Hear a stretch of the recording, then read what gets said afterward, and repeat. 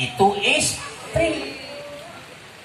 Ya Pak Camat, istri itu dikasih emas, dikasih rumah yang mewah, dikasih mobil yang bagus, dikasih skincare yang mahal, diajak jalan-jalan, itu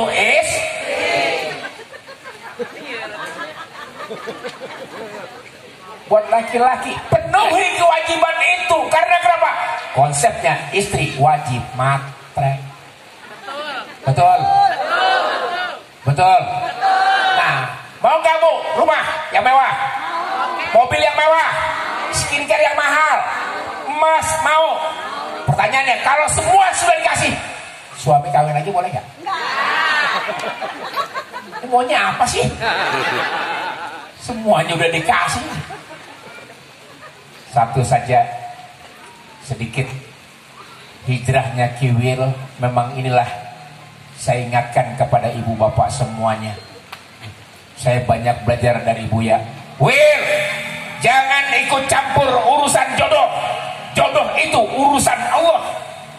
Wil, jangan ikut campur urusan rezeki. Rezeki itu urusan Allah. Wil, jangan ikut campur urusan maut. Urusan maut itu urusan Allah. Kita kadang-kadang melebihi Allah, ikut campur urusan jodoh. Ada di sini yang ikut campur urusan jodoh? Ada. Tadi ribut soal bininya Kiwil. Kiwil bini 1, bini 2, bini 3, bini 4, bini saya nggak ada yang ribut. Kok ibu yang repot?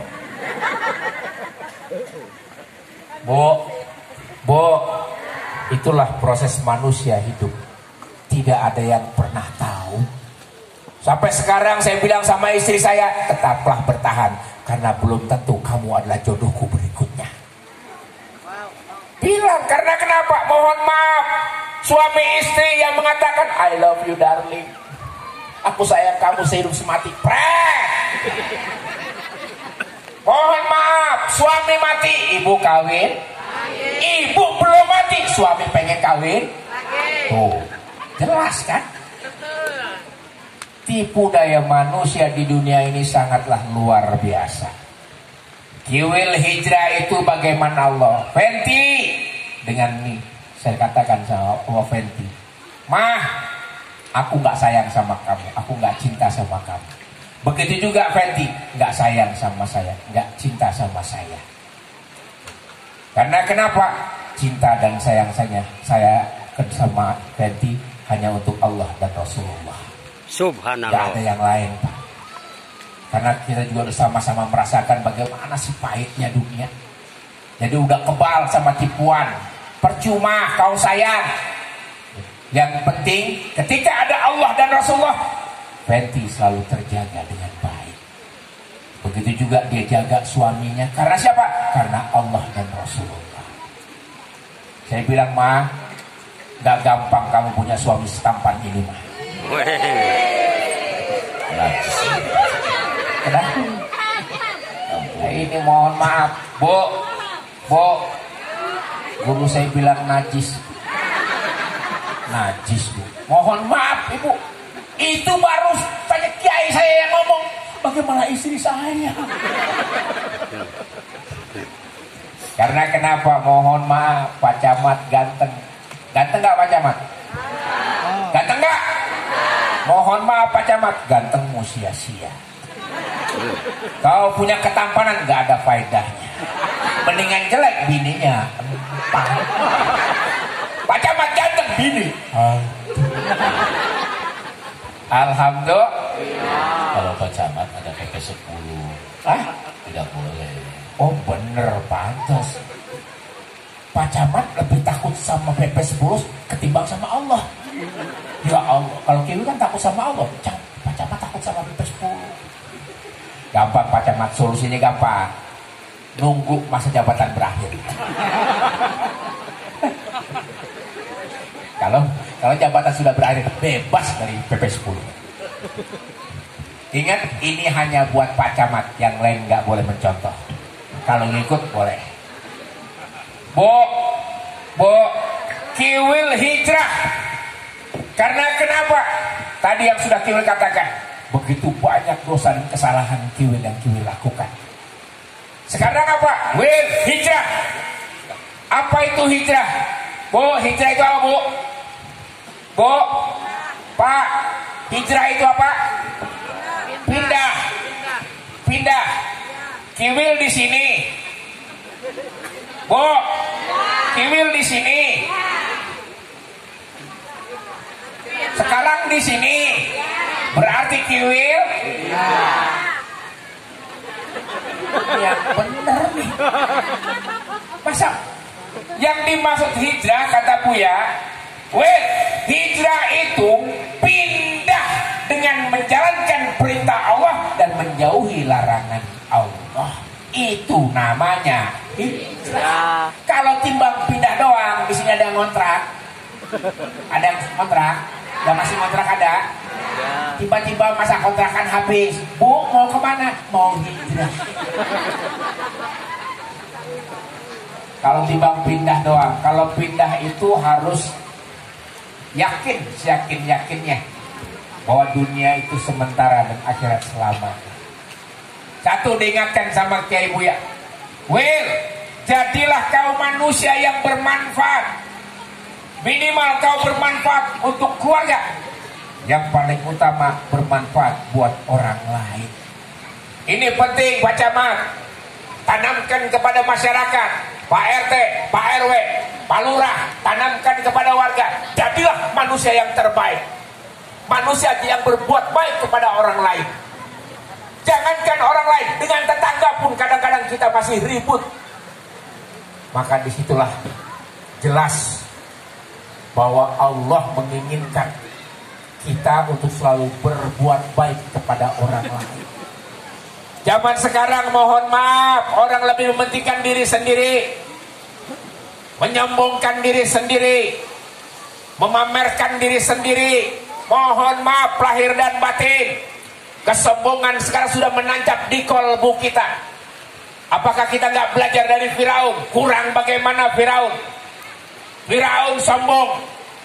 Dia kenapa? Dia raja, kaya raya, selirnya banyak, istananya megah, sombong. Ditenggelamkan Allah. Ibu, bapak, mohon maaf, mau sombong gimana? Raja bukan, kaya enggak, istri banyak kagak ada. Tapi kita masih bisa sombong. Sombong kepada siapa? Jangankan sombong kepada manusia, sekarang sudah banyak sombong kepada Allah. Meninggalkan Allah, seakan-akan Allah gampang diatur, padahal Allah lah yang mengatur kita. Pak, ini ungkapan Kiwil selama ngaji sama beliau. Makanya mohon maaf lahir dan batin, Bapak, Ibu yang dirahmati Allah, yuk tanamkan dalam kolbu kita bahwa di kolbu kita ini hanya ada Allah. Bismillahirrahmanirrahim. Wa iza salaka ibadi anni fa ini qarib. Hai Muhammad, seandainya saja umatmu bertanya di mana aku, sampaikan kepada umatmu bahwa aku itu sangat dekat. Lihat Pak, Ibu semuanya, Allah itu dekat. Kenapa Ibu susah? Kenapa Ibu gulana? Kenapa Ibu tertekan? Kenapa hidup menderita? Kenapa miskin? Kenapa susah? Karena jauh dari Allah. Jauh, merasa bisa menyelesaikan sendiri, lupa sama yang maha menyelesaikan. Merasa hebat, lupa sama yang maha hebat.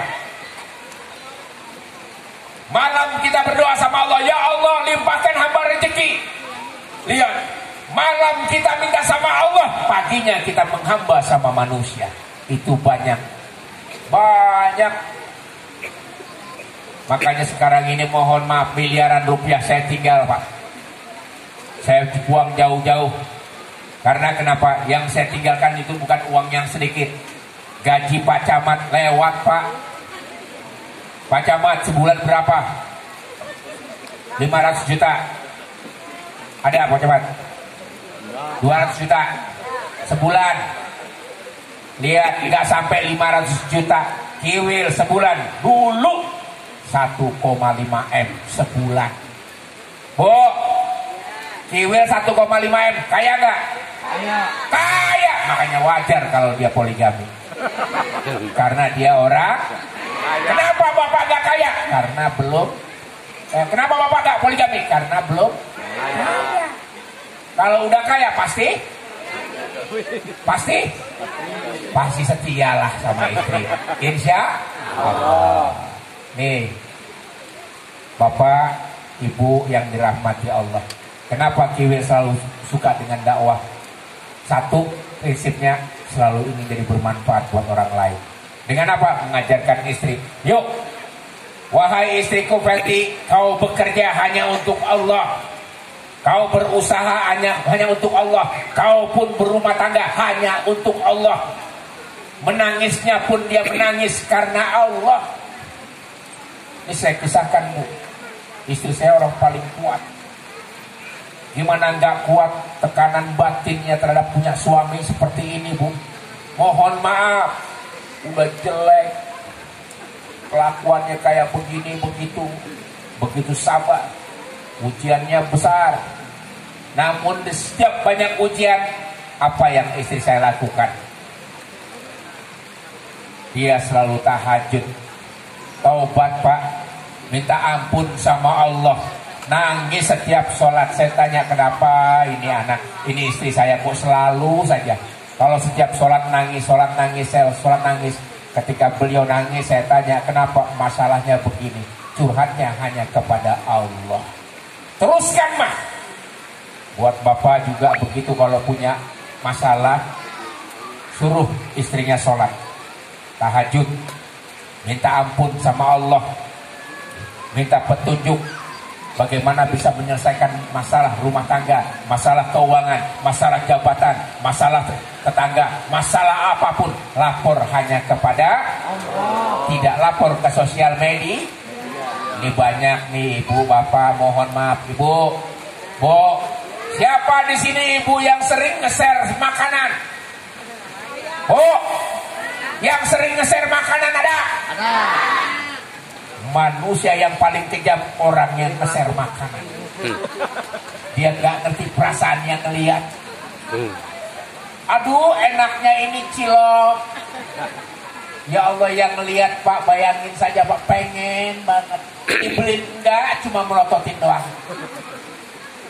Makanya Bu, jadilah manusia yang bermanfaat. Pak, manusia yang bermanfaat. Kau punya rezeki sedikit, bagi. Sedikit saja kau berikan, banyak berikan. Karena kenapa? Orang yang suka bersedekah sedikit atau banyak, Allah lipat gandakan rezekinya 10 kali lipat. Bu, tadi saya sudah minta izin sama guru saya, tidur. Mohon maaf, Bu, saya dapat amanah dari Abah Ajib Tegal. Will bantu saya. Bantu apa Kiai? Ini ada air zikir yang dizikirkan santri-santri saya. Tolong berikan kepada jemaah yang punya penyakit lambung,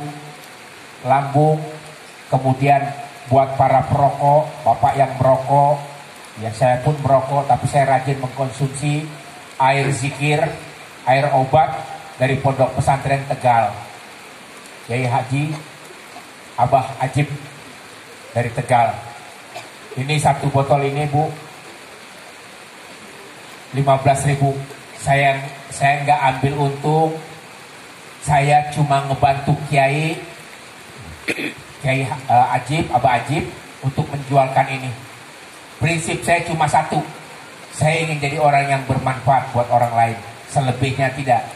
Saya tanya sama Kiai, mohon maaf, kira-kira ada lagi gak yang bermanfaat buat air ini? Air ini uangnya akan saya berikan langsung kepada Kiai Ajib. Ini akan dibangun pondok pesantren, rumah tahfiz di daerah Tegal. yang hari ini sedang mengalami